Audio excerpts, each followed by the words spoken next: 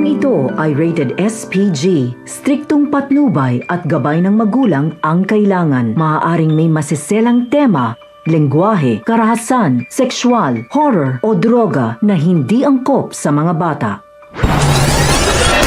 Mga kapamilya, makailang beses nga ang sinubukan ni Rigor na tawagan si Lena, ngunit hindi ito sinasagot ni Lena.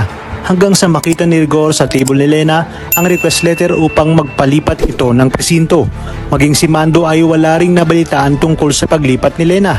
Kaya naman sa paglabas ni Rigor ay sinabi niya sa kanyang sarili na mga ilang araw niya lang hindi nakita si Lena ay tila may kulang umano sa kanya na hindi niya nga maipaliwanag. Kung kaya't kinakailangan niya umano itong makausap upang malinawan siya. Sa kabilang banda, nagsimula na nga ang laban ni Santino at Lawrence. At talaga namang pinakita ni Lawrence kung gaano siya kadumi maglaro. Dahil maraming beses nga itong lumabag sa patakaran ng laro hanggang sa 2 beses nitong mapabagsak si Santino. At dahil sa mga taong sumusuporta kay Santino, lalong-lalo na si Anika, ay ipinakita nga ni Santino ang kanyang pambihirang lakas at napatumban niya si Lawrence. Kaya naman tuloy pa rin siya sa pagtrabaho sa Kamao Gym kasama ng 2 niyang coach. Ngunit tutupad kaya sa kasunduan si Lawrence na hindi na nito guguluhin si Santino at Anika. Dumako naman tayo sa koreksyonal kung saan tinakala na nga itong si Bong at grupo nito hanggang sa malumpo nga sila. Buti na lamang ay tuloy ang prison week kung kaya't hindi sila na Bartolina. Tinawanan naman si Bong ni Mayor Celso dahil nakahanap na umano ito ng kanyang katapat.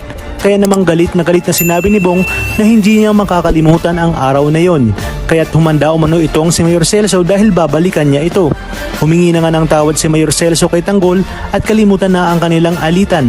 At magsimula nga silang muli. At ang mga dapat nating abangan ngayong Huwebes. Kuneson nga ni Olga si Ramon kung bakit hanggang ngayon ay pinapabantayan pa rin ni Ramon ang pamilya ni Mokang.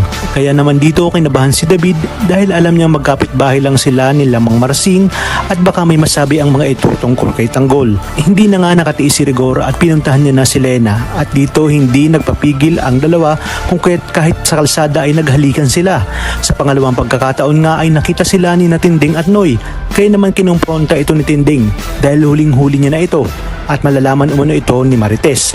Habang sa selda naman ay sinulusulan na si Bong ng kanyang tropa na wag na nilang patagalin ang kanilang paghihiganti dahil kumpleto naman ang kanilang mga armas. Kaya naman inilabas na ni Bong ang kanyang baril na siya umanong tatapos kay Tanggol at Espinas. Talagang kapanapanabik ang mga susunod na tagpo sa teleseryeng ito. Kaya naman sabay-sabay natin itong pakaabangan. At kung bago ka pa lamang sa akin channel ay sana'y huwag kalimutang mag-like at subscribe. Pindutin ang notification bell para updated kayo palagi. Maraming salamat sa inyong panonood at hanggang sa muli, kapamilya.